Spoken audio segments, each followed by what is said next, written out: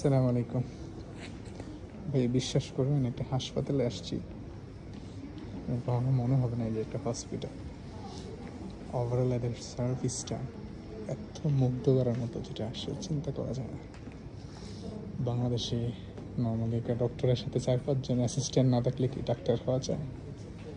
ঠিক তেমনি এখানে ডাক্তাররা মানে অবাক করার মতো ব্যবহার, এবং আপনাকে ব্যবহারের সার্ভিস এত মুগ্ধ করার মতো যেটা আপনি চিন্তা করতে পারবেন না।